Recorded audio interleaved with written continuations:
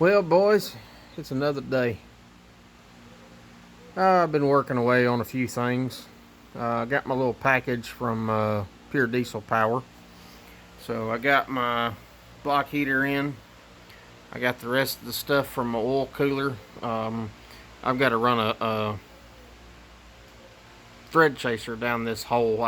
Apparently I missed that one. When I cleaned the block, I ran thread chasers through everything. Apparently I missed one. There's a what's left of a dirt dauber nest in the back of that one. Um, let's see, what did I get done? Oil cooler's on, block heater's in.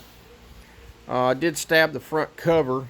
This is just sitting there to keep dirt out of it. And I'm really toying with the idea of getting me a Keating front cover. Um, I worked and worked and worked and worked on this, and the paint just did not come out right. It's got runs in it. It looks like garbage. Um, Keating sells a VE front cover. The only thing I'm not fond of is instead of this big oil fill, it has a dash 12 and it's got a removable cover right here. Now, that's all fine and dandy, but a dash 12 is way smaller than this, which means it's going to take like twice as long to pour oil in it.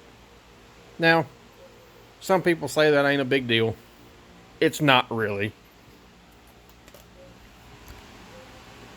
I don't know. It's just personal preference. Um, I don't know. I'm toying with it. Um, I went to try and gap some rings, and I just called Power Driven Diesel.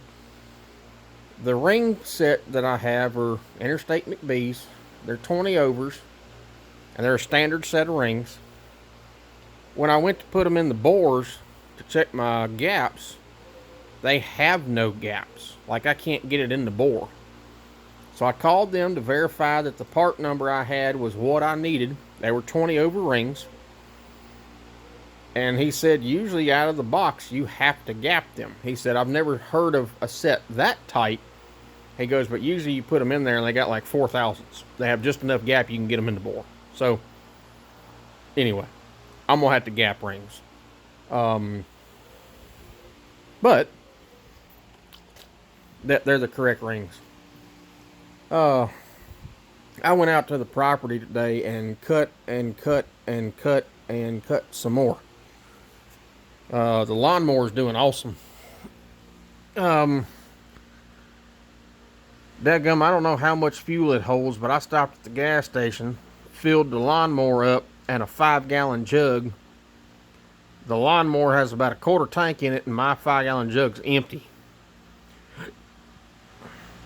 Of course, oh, excuse me. I've been cutting. I got something in my throat. I think I ate a bug. Hang on. I ain't got no COVID. Don't worry about it. I've been cutting since about 9. I don't know what time it is right now. 4? 3:30? Somewhere in there. Been out there a while. I bush hogged it last weekend. And you know how bush hogging goes. It sure does cut the stuff, but it's not like no pristine, yard of the month finish.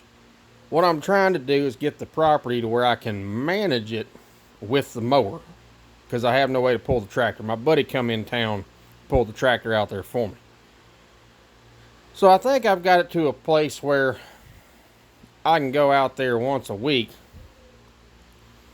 once every 2 weeks, and keep it maintained to where I don't have to have a bush hog. But of course, with where we are in the year, I don't expect it to be growing too much more. I mean, it's still going to grow some, but not like it would have a month and a half ago, So, mower drank some fuel, but it did awesome. Worked flawlessly. It's really hard to bog the thing down. I mean, you can really just stuff her in some thick stuff. It takes a lot to bog it down. You can hear it working pretty hard, but I mean, she really don't. You can't really bog the thing down. It's pretty impressive. But anyway, little engine update. I'm fixing to feed my dogs and go to bed. I worked last night. I'm whooped. I'm gonna get out here tomorrow. Probably put the cam gear on the camshaft because I still got to press it on. Put all my tappets in, get my camshaft in, get the retainer in it. That'll be done, and then I'll start gapping rings. Go ahead and get the pistons in it, and dang near be done with the bottom end. I keep forgetting I got to get a dadgum water pump. I mean, I know it's kind of I don't need it right now, but I should be able to get one here local. Some part store is bound to have a 5.9 pump. But anyway, that's the business. I got to go unload my stuff. It's getting kind of cloudy. I don't think there's a chance of rain today, but who knows?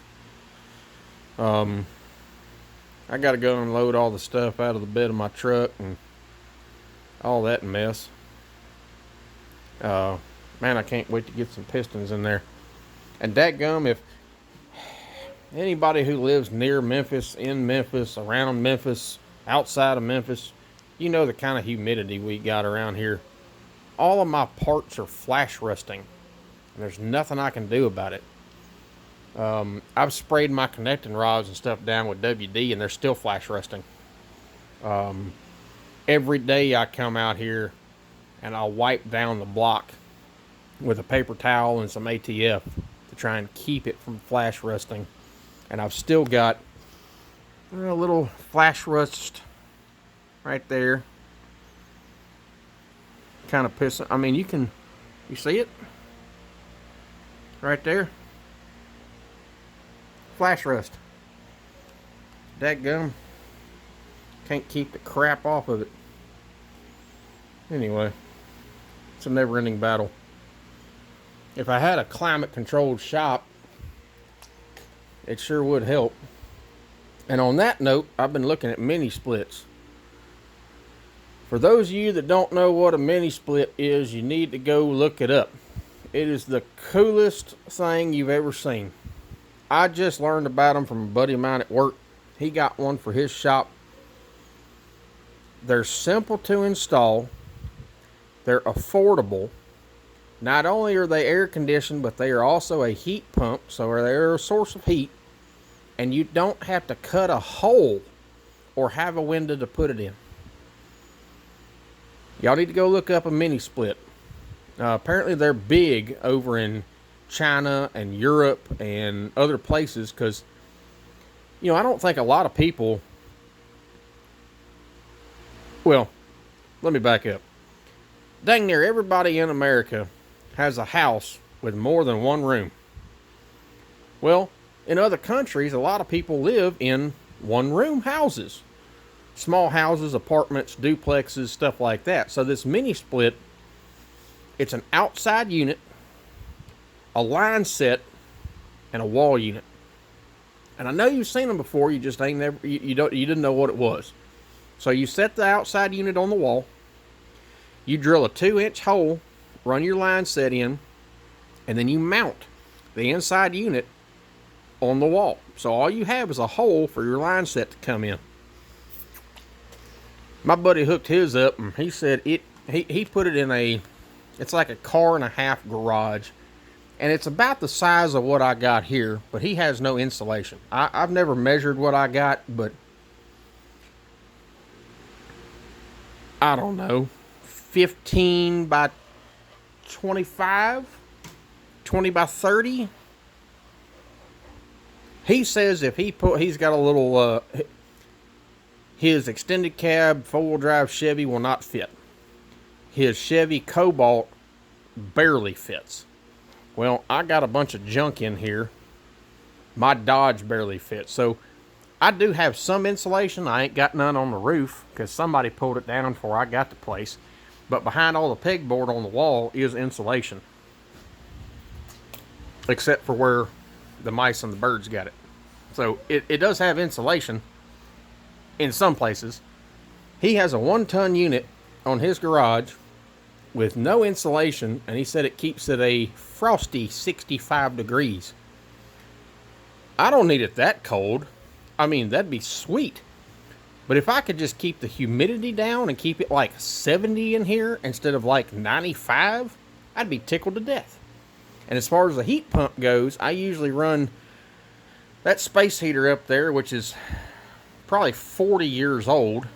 And I've got another heater that I run. They're fire hazards, but I usually just try and keep it above freezing in here so that all of my stuff doesn't freeze. I don't know how the heat on a mini split works good. But I guess we'll find out this winter. But I'm looking at one. You can get a 1-ton unit for $600. That's pretty sweet. I think I'm gonna get me one because I really don't want to put a window unit.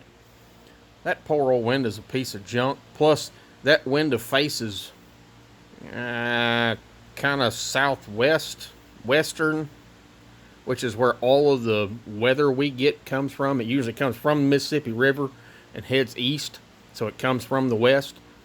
And that poor window gets pounded on, so I don't want to put a window unit in it. So on this wall, I got me a nice little space. I could put that inside unit right here, because I think he only said it was like 18 inches long. I got plenty of room right here. And on the back side, it's shaded, so my outside unit wouldn't be exposed to the elements really. I need to look at getting me one, just for the sake of, I got a lot of money in the engine that I don't want rusting while I'm trying to build it. Because, some folks have jobs. They can't just sit in their garage all day and make YouTube videos and work on stuff. Hell, I got to go to work to afford this. I don't know how other people do it, but that's what I got to do. Anyway, enough of that. I got to go unload my truck and get my ass in the bed. I hear the dogs yelling at me because they're hungry. They think it's supper time. It really ain't, because I usually feed them before I go to work about 6:30. I don't know. I know Cooper wants to hunt something terrible. And he's going to get to, because Friday is supposed to be a high 75 and a low of 55. Low humidity all over it. We finna run us some coons, boys. Anyway, for now, I'm going inside. Deuces.